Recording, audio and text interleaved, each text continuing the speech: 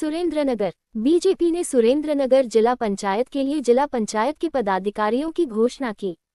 जिला पंचायत अध्यक्ष के रूप में रंजनबेन के नाम की घोषणा, जिला पंचायत उपाध्यक्ष के रूप में पायलबेन पटेल की घोषणा की गई।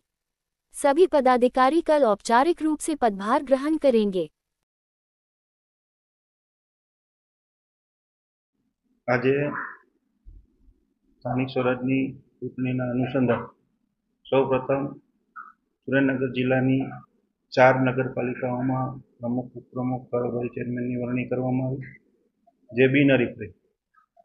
एवी ज रीते तारीख 22 અને 23 रोज 10 तालुका पंचायतमां भारतीय जनता पार्टीनो भव्य विजय थयो छे। त्यारे आ तालुका पंचायतमां पण प्रमुख, उपप्रमुख, कारोबारी चेरमेन, शासक पक्षना नेता અને દંડકની વરણી કરવામાં આવી હતી, જે 10 તાલુકા પંચાયતમાં પણ બિનહરીફ વરણી કરવામાં આવી છે।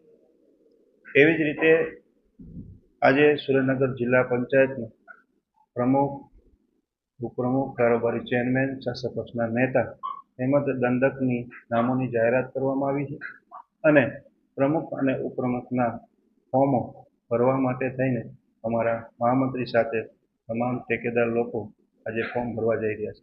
પ્રમુખ તરીકે એમાં રંજનબેન ઘનશ્યામભાઈ ઘોસડિયાના નામની જાહેરાત કરવામાં આવી છે, જે 2007થી મહિલા મોરચાના મંત્રીથી લઈને વઢવાણ તાલુકાના મહિલા મોરચાના પ્રમુખ તરીકે અને હાલે જિલ્લા મહિલા મોરચાના મંત્રી તરીકે કામગીરી કરી છે।